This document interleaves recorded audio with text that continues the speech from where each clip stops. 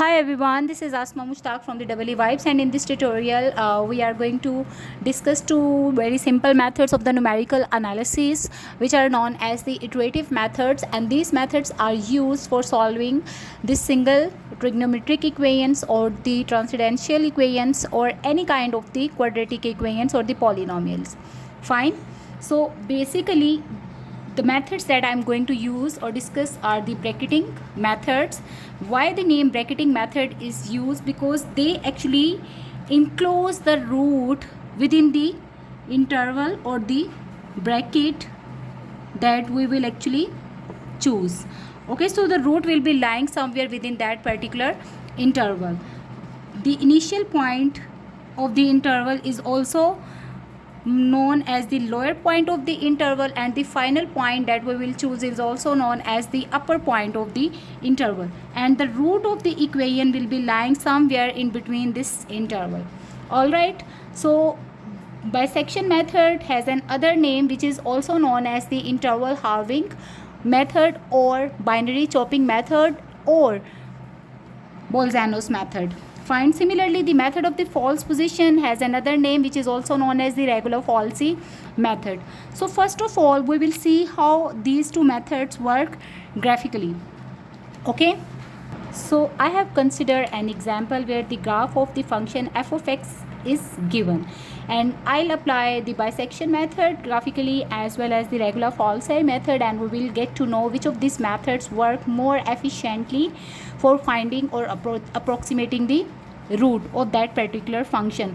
One thing more you should always remember while applying these two methods is that the function must change its sign, fine, within the particular interval where you are actually trying to find out the root of that function. All right, so what does it mean? It means that if you look at the x-axis, okay, so this is the point or this is the point of the interval where the function is positive, while below this point the function is actually negative. So the condition is required because the function is actually changing the sign only when it cuts the x-axis. So this is basically the root of the function that we want to approximate. This is the actual root of the function. Fine.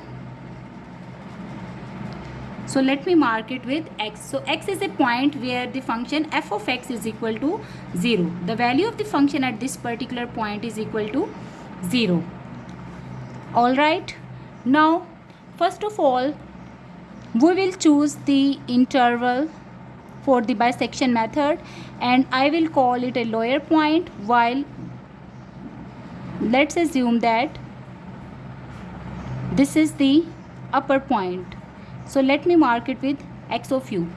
Okay, and the values corresponding to these points can be represented as by f of x of l and f of x of u. Now, how does the bisection method work? Fine. It actually divides the interval into half. So if this is the interval and if I cut it into half, I will approach to this point, and let me call it the approximated value of a. So according to the bisection method, x of a is equal to x of l plus x of u divided by 2. Okay. Once you find the first approximation using the bisection method, the next step is to find the value of the function at that approximation. So how I can do that? I'll draw the perpendicular from this root to the graph of the function, and I will find the value of the function at this point. Okay, so this is f of x of a. Now I have to basically tighten my interval or narrow down my interval so that I can approximate to the root of the function, and the condition for finding the interval is that f of x of l into f of x of u should always be less than 0, or in other words, we have to choose the interval such that the function changes its sign at both points of the interval. Okay, so if I choose this interval like xu and xa, then in this interval the function remains positive, because here the function value is positive and here the function value is also positive, and we will skip or exclude this interval. Fine. Now if you choose or update the interval, you can clearly see that here the function is negative at x of l while the function is positive at x of a, which means our root must reside within this interval. So this was the first approximation of the root. Okay, now the second approximation of the root can be determined now. X of l plus x of a, the first value, divided by 2 again. So now what we have done, we have again found the average or the midpoint of that interval. So if you clearly look at this interval, and if I cut it into half, you can observe that it is approximately equal to this point, okay, which is very closer to the root of our interval. So in this way we approximate or reach the root of this particular function using the bisection method.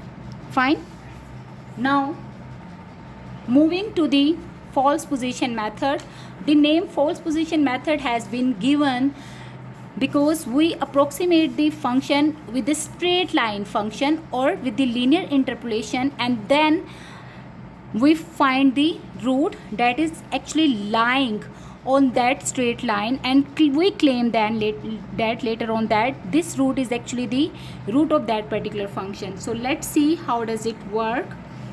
Basically, first of all, we have to again choose the 2 points. Let's call it xl and the corresponding value as f of x of l. Similarly, if I have chosen this point of the interval as the upper point, so this is xu, or you can say that this is f of x of u. Now what I will do, I will actually join these 2 points with the straight line. Fine. So once you join these 2 points with the straight line, and this line cuts the x-axis at a certain point, this is our first approximated root. Okay, let me call it xa. So the first approximation of the root is like that. This is our actual root, which is marked with the red circle, while the black one is the approximation of the root. So the basically we are claiming that the root of the straight line equation is actually the root of this function. Since the gap is very small, so that's why in the first attempt you can see that we have very closely reached to the root of this function. Now how does the false position method work? We apply the definition of the equation of straight line. Fine, and find the slope. So for the slope, and we know that y minus y1 over y2 minus y1 is equal to x minus x1 divided by x2 minus x1. Okay, where x, l and x, u are the lower and upper point of the interval, and the corresponding values f of x of l and f of x of u are the values of the function. Okay, while x is the root of the equation, so that's why the function y will be equal to 0 at that point of the function. Fine. So m is equal to 0 minus, what is y1? y1 is f of x of l. Okay, and what is y2? f of x of u minus f of x of l is equal to, x remains as it is, this is the value we are actually interested, minus x1 is xl, while xu is basically x2 minus xl. Let's just simplify it and find the value of x. So what will happen, we can simply write it as minus f of x of l divided by f of x of u minus f of x of l is equal to x minus xl divided by xu minus xl. Okay, I am interested in determining the value of x, so I will keep it over here, and with the cross multiplication I can have minus f of x of l into xu minus xl. Alright, then this whole thing is being divided by f of x of u minus f of x of l, then plus xl is equal to x. So it's subtracted over here, so that's why when it will move towards the left hand side it will be added. Fine, let's just simplify it further. Minus xu f of x of l, then plus xl f of x of l. Let's take the LCM as well. So you will have f of x of u minus f of x of l, then plus xl f of x of u, then minus xl f of x of l, and this whole expression is equal to x. Now let's see if we can cancel out any of the terms.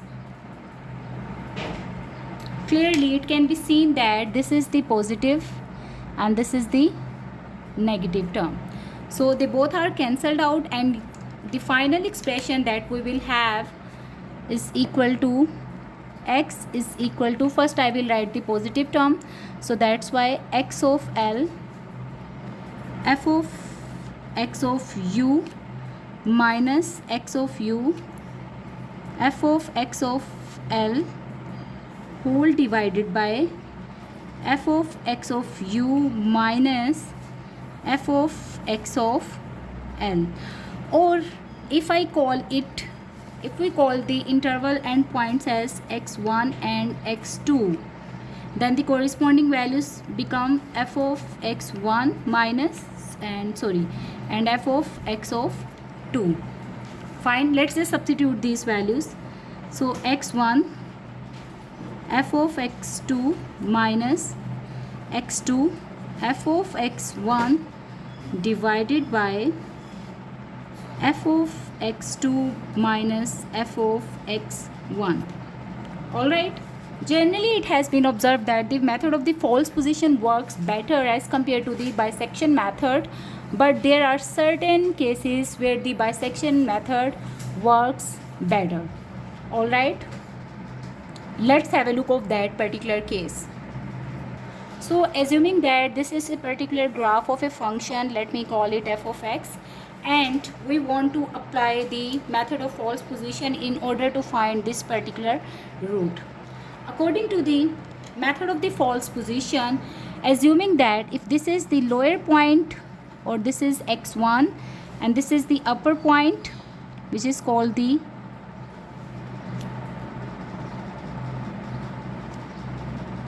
x2, okay, we join these 2 points with a straight line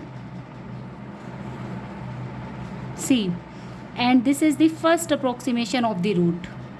Then we will bound the interval within a particular interval. Since this interval cannot be chosen because at these 2 points this is my first approximation, so that's why I will call it x1 bar.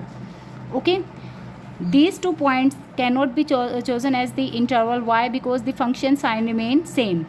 So basically this interval will be chosen now, and now I will draw the straight line joining these 2 points, and see the next approximation of the root is over here.